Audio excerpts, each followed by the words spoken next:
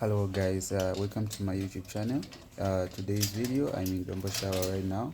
I'm just gonna show you what I'm seeing here.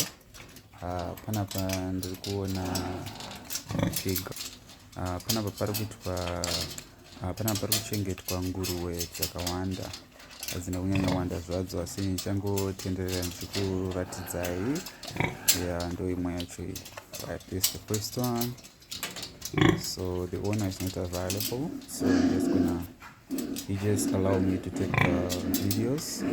So I'm just gonna show you around. Saka uyu mkono.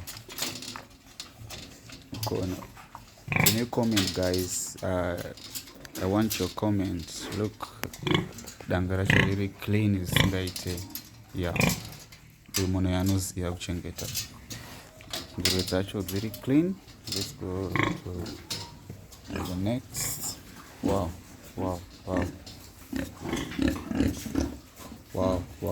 Look. Wow. Hey, dzakanaka nguruwe idzi. Dzakachena, danga rakachena.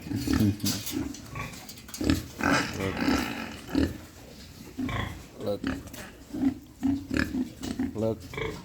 I'm in Zimbabwe right now. This is Zimbabwe. Ndozvikuitwa nevamwe vanhu muZimbabwe. This is good, guys. Kana ungorinawo nzvimbo pamba uchiziva kuti unoswera usina zvekuita, or you want to start this business rekuchengeta nguruwe, inini ndatomotivetwawo, ndakutodawo kutochengeta nguruwe. Hey, this is nice. All right, let me check inside. Next.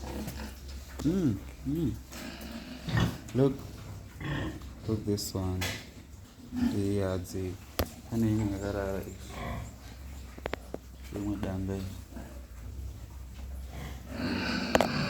next.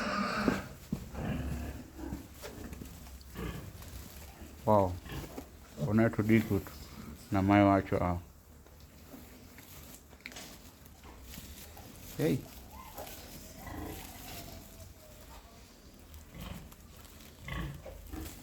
look guys, wow, this is nice.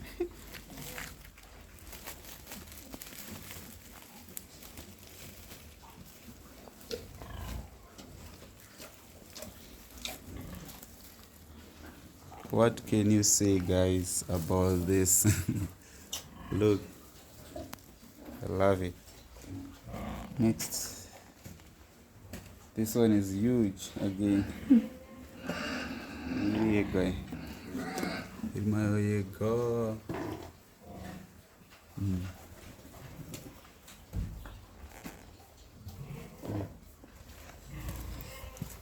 Chained up and up.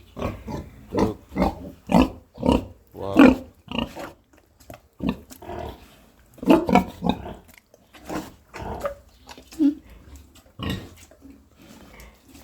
Zvakaita danga racho iri, anoda kuzoziva kuti unoaka sei. Izvo zvakaita danga racho iri, umu ndo mune muchigara vana kutoti vanoto ndezimai racho iri. Yeah, ndezimai racho vana vacho. Zviri kuitwa nemunhu anochengeta nguruwe idzi panapa ndechekuti nguruwe dzese, matanga ese aya, svina yacho iyaya tora like you see, mukona ka line up kari kudzika kuzasuko. Svina yese iri kubva kunguruwe iri kushandiswa futi kugadzira gas. Wakumanaka hapana chiri kuraswa. Saka iyi itsvina yese inofamba nemugero iwoyu,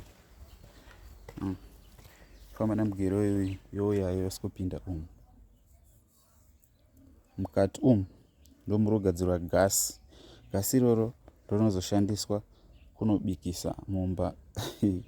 This is nice, guys. Hausisina need yekunotenga gas, unogona kusabika nemagetsi, kushandisa magetsi. You can use gas iro rinogadzirwa ipapa rabva mutsvina yenguruwe iyi kubikisa. This is nice, guys. I love it. Ndinotodawo kuchengeta nguruve. That's why I came here and see and learn also. This is good, guys. I just want a comment. Give us a comment. Ask if you want to ask something. If you want to get started. This is a motivation, guys. The motivation. This is good. I love it.